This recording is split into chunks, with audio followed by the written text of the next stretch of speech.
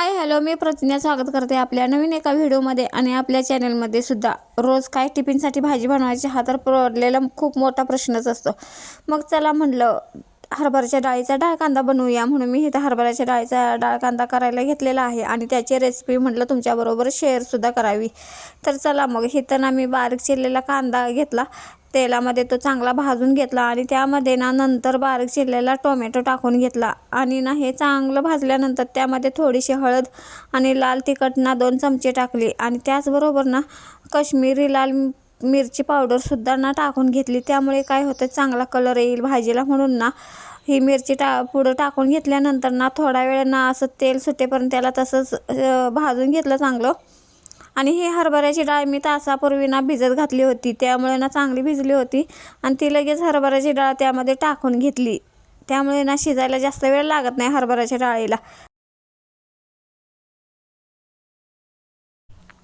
या डाळ कांद्यामध्ये ना मी खडे मसालेसुद्धा घातलेले आहेत बरं का. तुमच्या आवडीप्रमाणे घाला, पण खडे मसाले घाला, त्यामुळे ना डाळ कांदा हा खूप भारी लागतो. एकदा असा डाळ कांदा करून बघा, त्याची टेस्ट ना एकदमच छान लागते. आणि इथं ना थोडं पाणी घालून मी आता तो शिजण्यासाठी ठेवून दिलेला आहे. इथं आपला डाळ कांदा तर छान तयार झाला होता, पण बाहेर बघा पाऊस काय थांबायचं नाव घेत नव्हता. पाऊस कधी येईल असं वाटायचं होतं, पण आता ना पाऊस कधी थांबतोय असं झालं होतं. आणि इथं बघा म्हैस दिसते का बघा, मी झूम केलाय तरी कॅमेरा.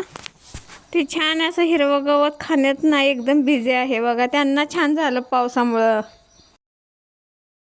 आज दुपारपासून पाऊस सुरू झालाय, जवळजवळ 12 वाजल्यापासून पाऊस सुरू झालाय. तो आत्ता थांबलाय थोडा वेळ, आता तरी 3-3:30 झालेत.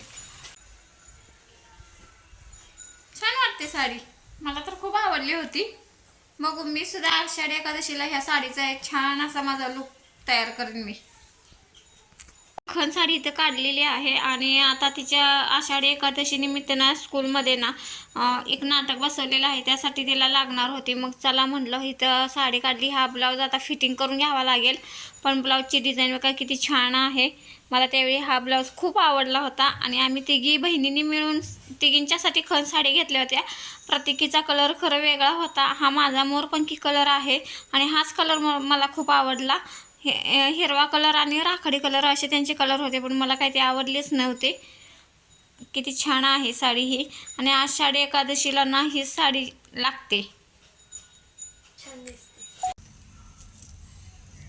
हे फुटाणे ना 50 रुपये किलो प्रमाणे करून आणलेले आहेत. घरातले आपले हरभरे दिले होते, पण काय झालं यावेळी प्रॉब्लेम काय झाला, हरभरे आपले जे घरचे होते ना ते ना खूपच जरा जास्त छोटे होते.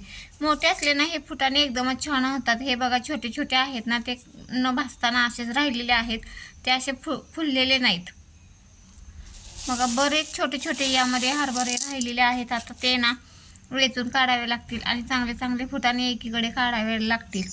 मोठा हरभरा असेल ना तर एकदम छान बनतात फुटाणे. हे थोडंसं छोटं असल्यामुळे ना हा प्रॉब्लेम झालेला आहे. आणि 50 रुपये किलो प्रमाणे देतात बघा. तरी मी निवडून स्वच्छ करून सगळा हरभरा दिला होता.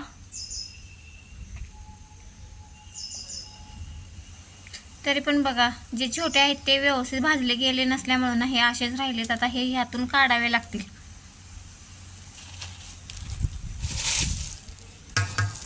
जे चांगले हरभरे मोठे आहेत ना ते बघा असे छान भाजले गेले, त्याचे छान फुटाणे तयार झालेले आहेत, एकदम मऊ आहेत. हे बघा असे छान भाजले गेलेत.